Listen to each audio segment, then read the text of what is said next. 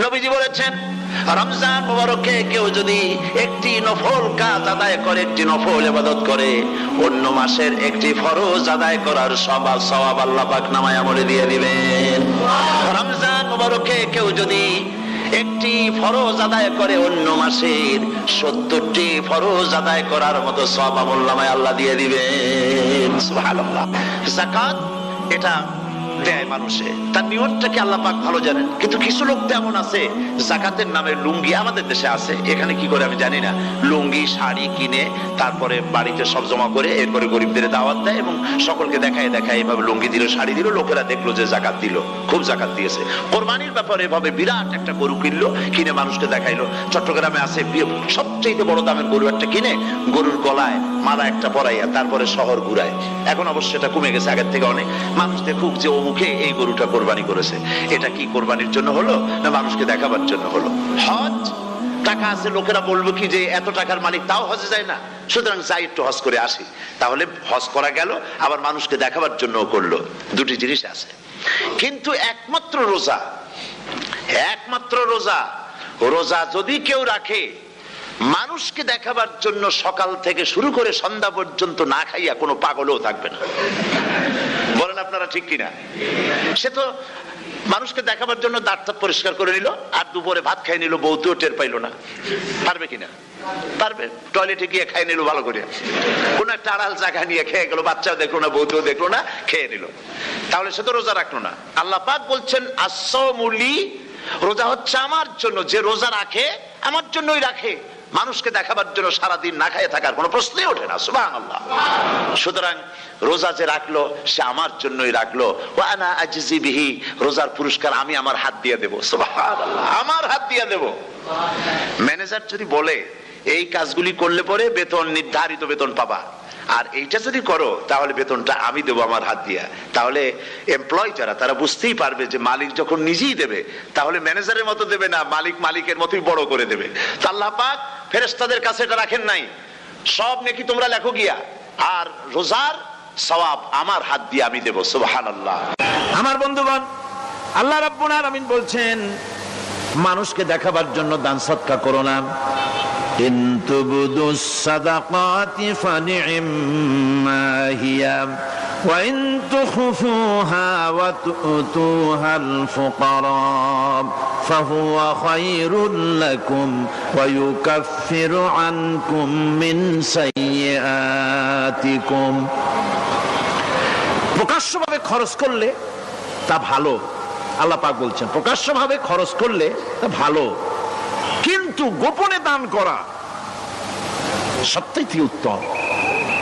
তবে প্রকাশ্যে দান করতে গিয়ে যদি এটা এই জন্য হয় যে আমি দিলে পরে আরো একজন উৎসাহিত হয়ে যাবে, সমাজ কল্যাণ পরিষদের এত বড় বিশাল মাহফিল, 16 লক্ষ টাকা খরচ হবে, দিলাম আমি 1 লাখ টাকা, এটা শুনাইয়া বলার পর আমার কথা শুনিয়া আরো যাদের টাকা আছে তারা হয়তো 2 লাখ দেবে, এই চিন্তা করে যদি তারগিবের জন্য, উৎসাহ প্রদানের জন্য, ইন্সপিরেশনের জন্য যদি হয়, এই নিয়ত হলে ক্ষতি নেই। কিন্তু সর্বাবস্থায় দানটা গোপন হয় ভালো।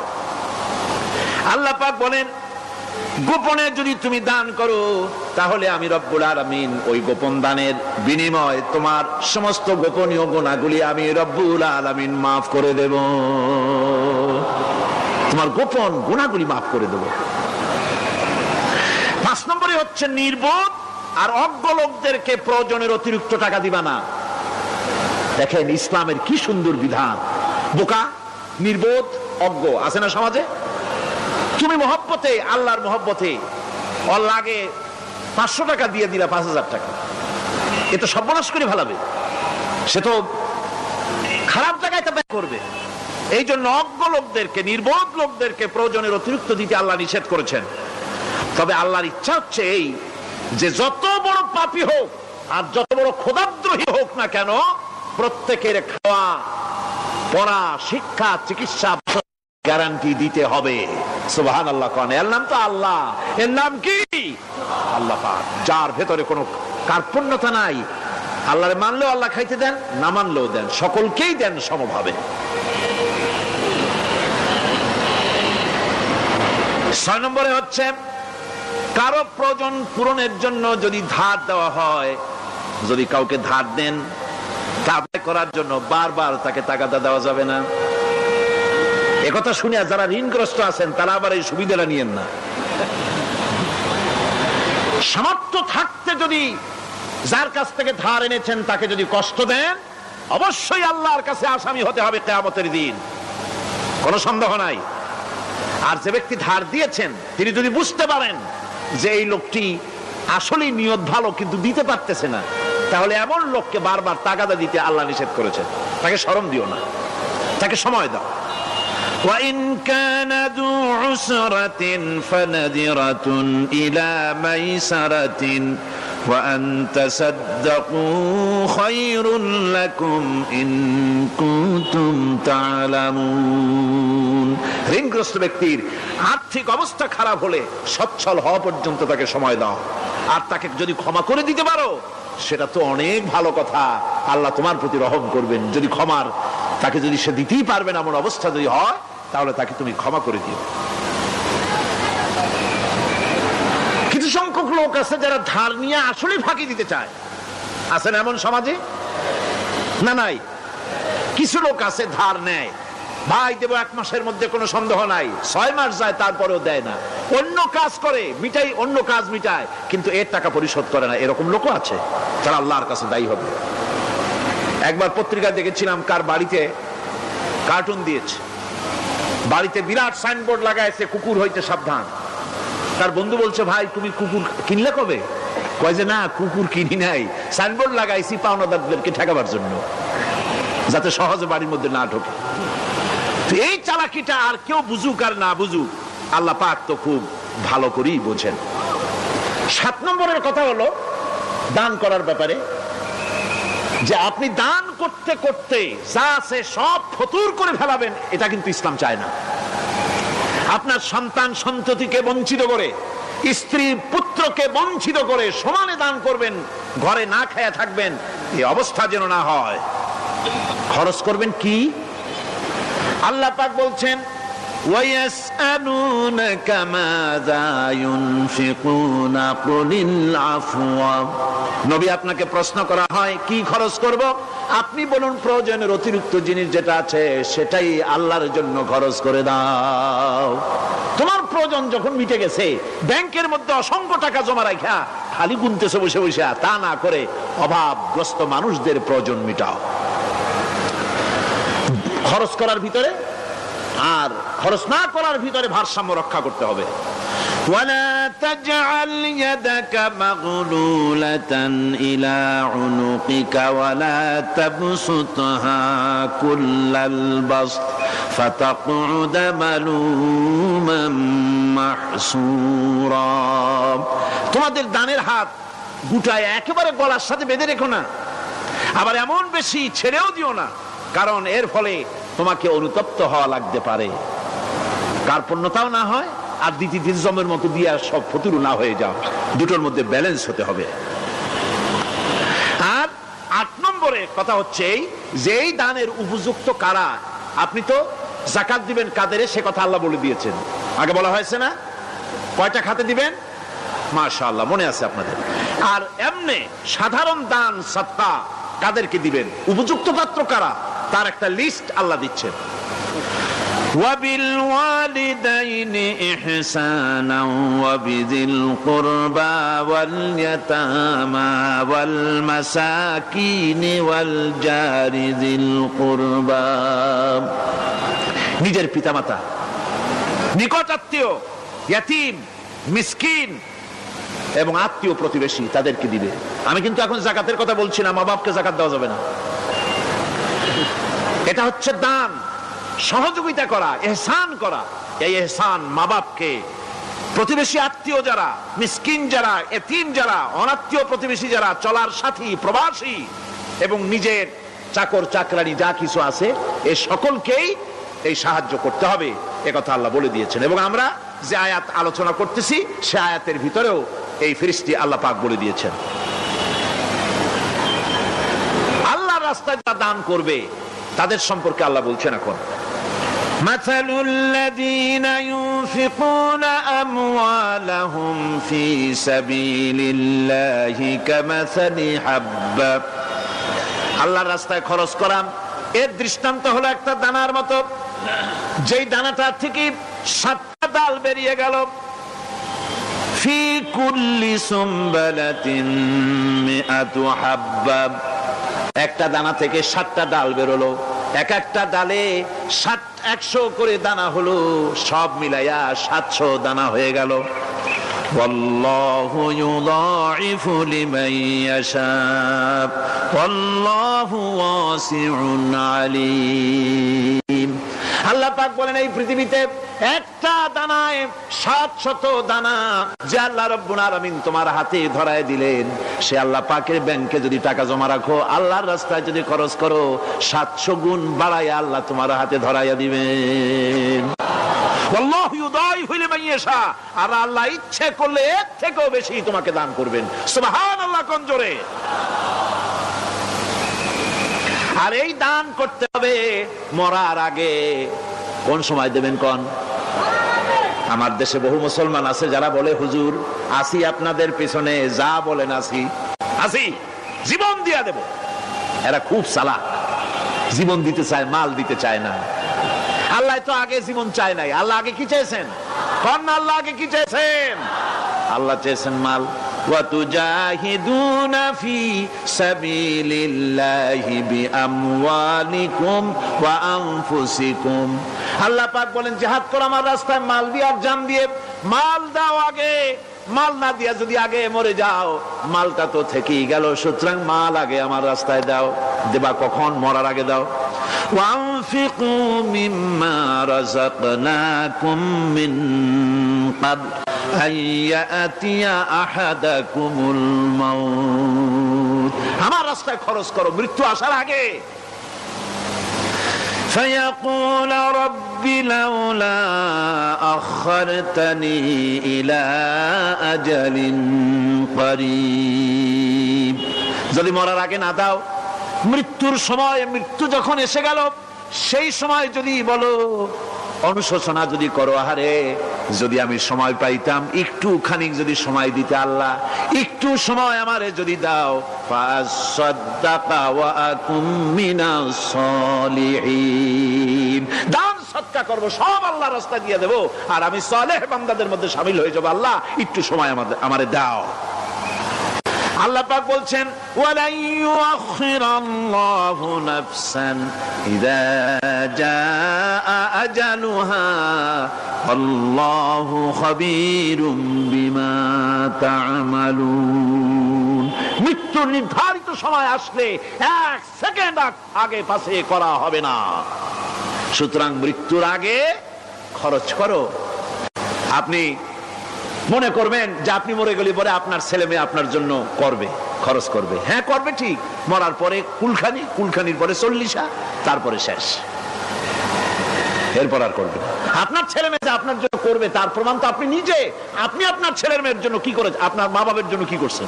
আপনার মা বাবার জন্য যদি আপনি কিছু না করে থাকেন, আপনার ছেলে মেয়ে আপনার জন্য করবে না।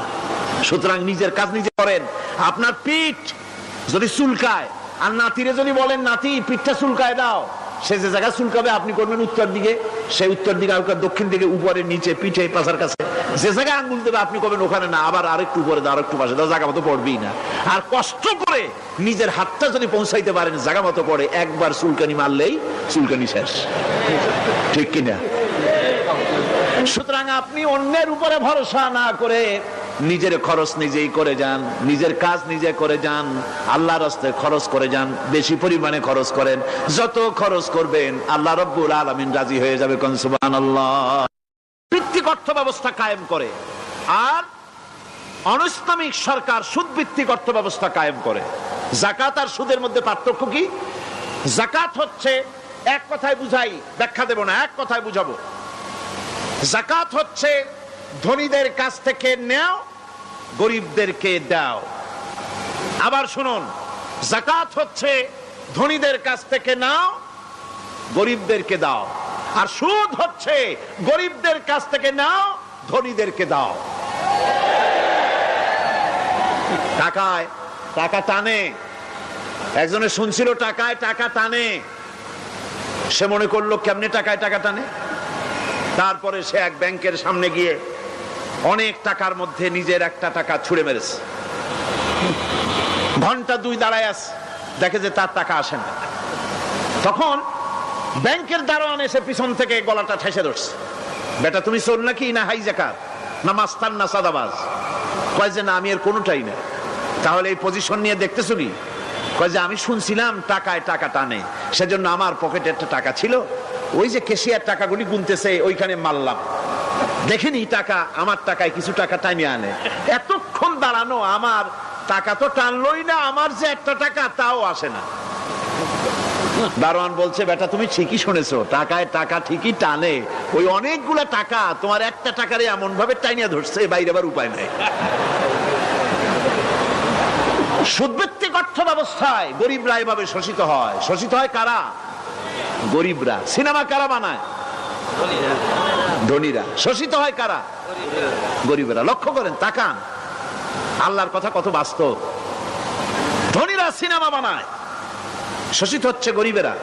রিক্সা চালাইছে, ঠেলা গাড়ি চালাইছে, মাথার ঘাম পায়ে ফেলেছে, পরিশ্রান্ত হয়েছে, বিকাল বেলায় সেই টাকা নিয়ে যাচ্ছে বাজার করতে। সিনেমা হলের সামনে যায় দেখে সর্বনাশ, যুবক একটা যুবতীর জড়ায় ধরছে 2 হাত দিয়া, নিচে লেখা কি যে প্রেম আর কত যে জ্বালা।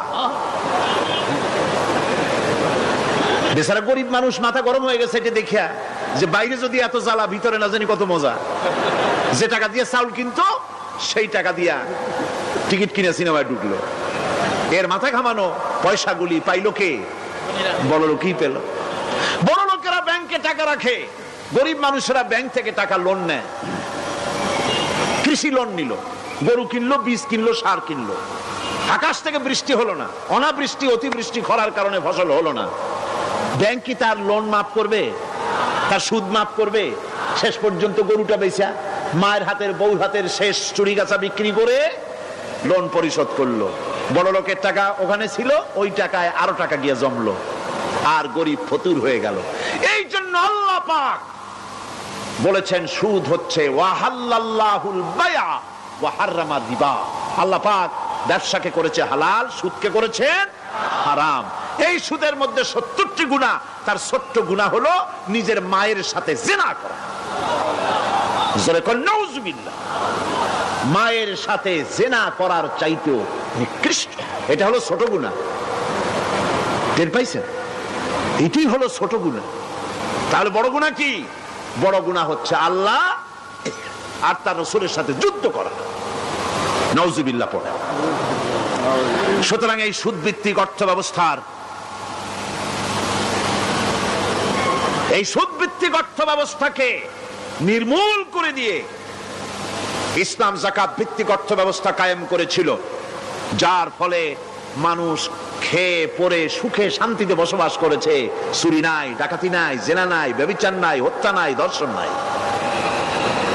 এমন এক সময় এসেছিল কোরআনে কারিমের বরকতে, যাকাত ভিত্তিক অর্থনীতির বরকতে, এমন এক সময় এসেছিল ময়দানে ঢোল পিটানো হতো বাজারে বাজারে, যাকাত কে নেবে, যাকাত কে নেবে, যাকাত কে নেবে।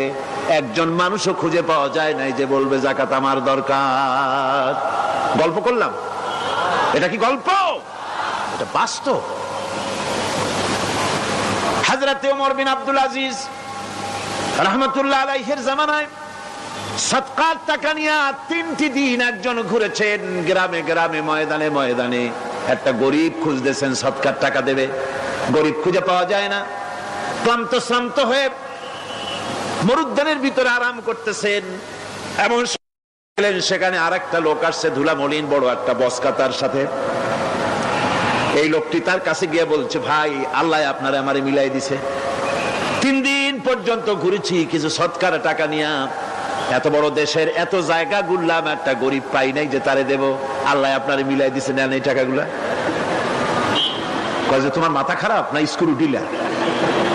তুমি কি মনে করছো আমার এই বস্কার মধ্যে ছেঁড়া খাতা? তোমার টুপলায় যে টাকা আছে আমার বস্তায় তার থেকে অনেক বেশি টাকা আছে। তুমি ঘুরতেছো 3 দিন, আমি ঘুরতেছি সপ্তাহকাল, একটা ভিক্ষুক পাই নাই। এটা কিসের বরকতে? ইসলামী অর্থনীতির বরকতে। যখন কিসের বরকতে? কপাল পোড়া জাতি, কপাল পোড়া জাতি। সেই বরকতপূর্ণ সমাজ ব্যবস্থার দিকে না গিয়ে কোন নেতা কোন নেত্রী কি কইল সেদিকেই দৌড়ায় পাগলের মতো। হেমিলেনের বংশীবাদক বাঁশি বাজায় চললো, আর ইঁদুর বাদর সব পিছনে ছুটলো। এর কোন মানে হয় না। আল্লাহ পাক বলছেন, আমি সমস্ত নবীদেরকে নেতা হিসাবে পৃথিবীতে প্রেরণ করেছি। তারা হচ্ছেন নেতা, তাদেরকে আমি হেদায়েত দিয়েছি, আমি হুকুম করেছি ওহীর মাধ্যমে জনকল্যাণমূলক কাজ তোমরা করো, নামাজ প্রতিষ্ঠা করো, কল্যাণমূলক কাজ করো, ফেলাল খায়রাত, কল্যাণমূলক কাজ,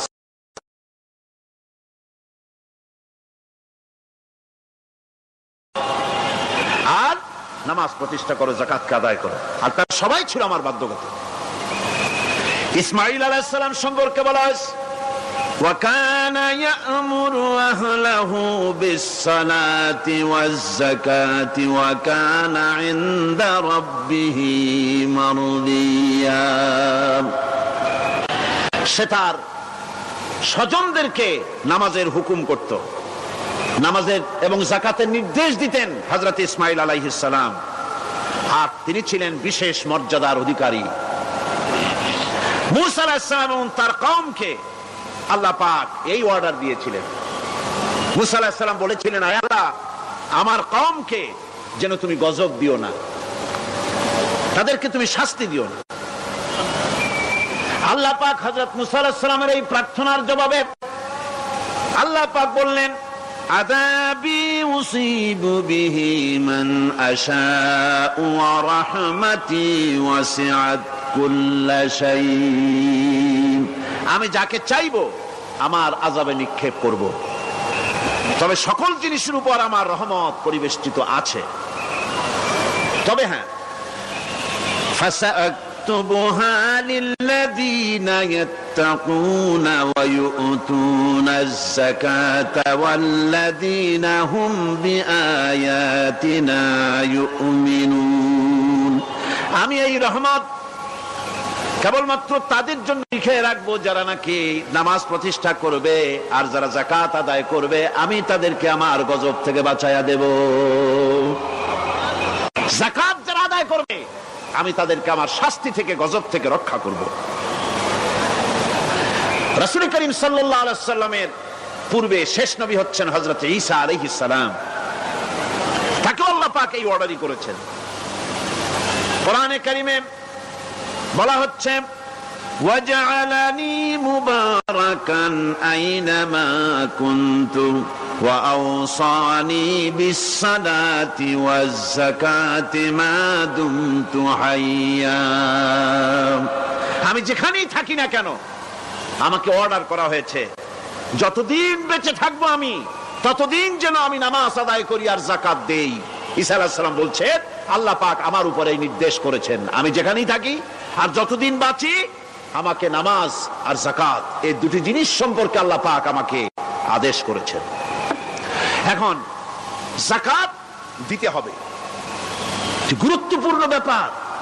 মানুষেরা অবহেলায় যাকাত থেকে নিজেকে বঞ্চিত রেখেছে, মাহরুম রেখেছে এত বড় একটি নিয়ামত থেকে, সমাজকে মাহরুম করছে, যাকাত দিচ্ছেন।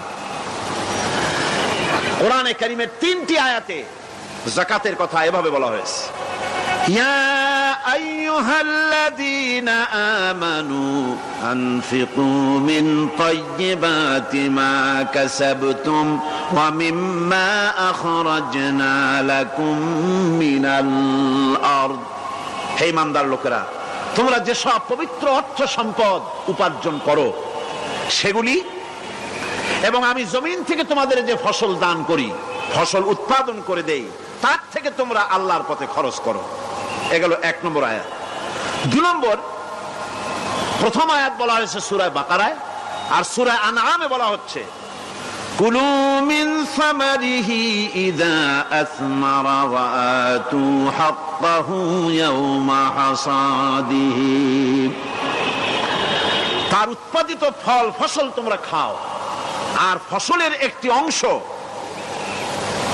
ফসল কাটার দিনেই আল্লাহর হকটা, আল্লাহর অধিকারটা আদায় করে দাও। যেদিন তোমরা ফসল কাটবে সেদিনই এই অধিকারটা আদায় করে দাও। এই যে একটা ফরজ, এই ফরজটা